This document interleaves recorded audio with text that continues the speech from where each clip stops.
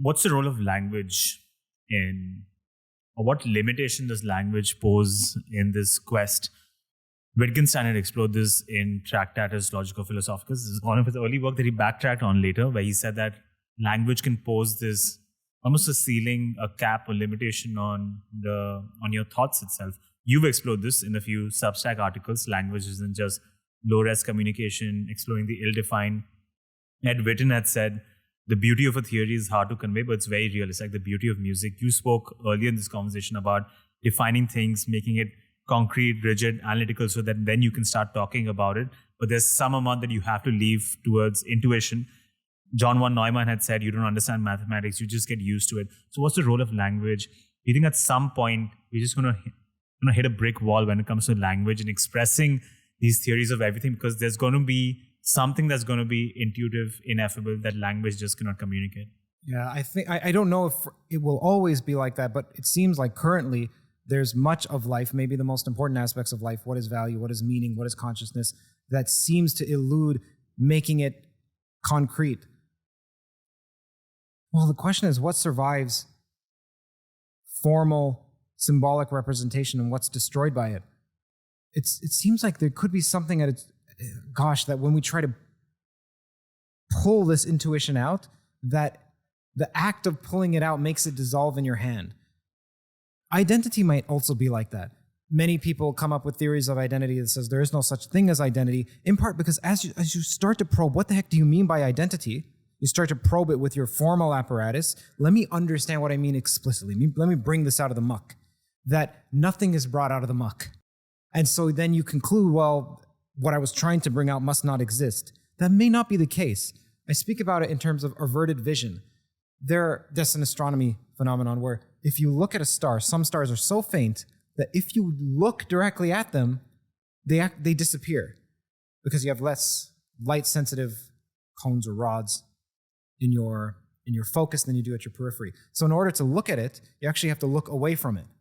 And then you see it, and you try to look at it, try to make it explicit in a sense, and it goes away. You then conclude this does not exist, but that could be a mistake. Now, is it a mistake in principle of all language, including future language? I don't know. X squared plus 1 equals 0. We would have thought, well, we can't solve that. And then people invented complex numbers. So they required a more explicating language, more language rather than less language. You could also solve it, actually. Many people don't talk about this, by going less in language. So the way you can solve x squared plus 1 equals 0 is to say, well, let me restrict to 1, 2, 3, 4, 5 as a set.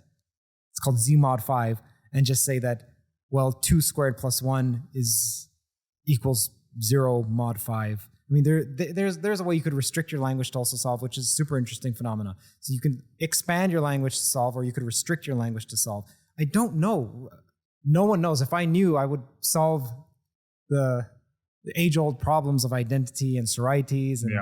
But I'm not so willing to say that it's an in-principle problem, just because we have many counterexamples where language indeed did solve some problem. But it also could be. There are some in-principle problems that with language that you have explored. I think I find them very fascinating. You've made a video about how there's a trade-off in language always. Whenever you're trying to describe something, there's a trade-off between accuracy, simplicity, and succinctness. You can only achieve 2 out of those 3.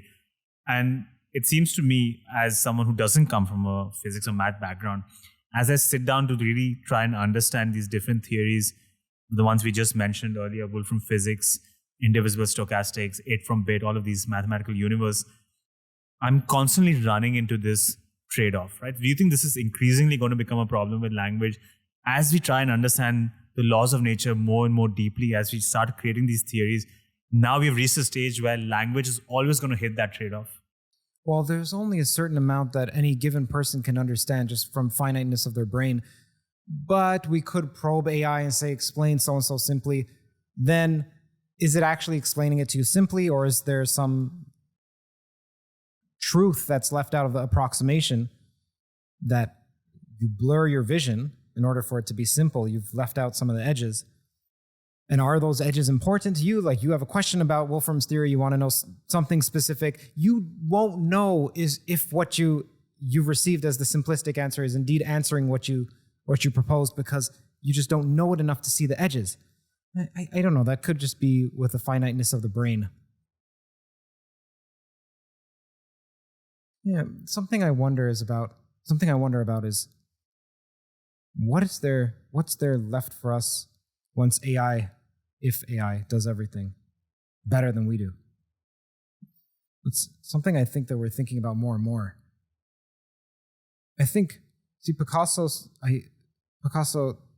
drew like a child, and then someone likes to put up there and say, no, but Picasso knew how to draw better than anyone by the time he was 11. If you take a look, okay, yes, sure. But then later on, he did draw like a child. It looks like that, at least. Some of them. There's one like a dove that actually looks like a child's drawing. And had you not known it came from Picasso, you wouldn't have spent any money on it.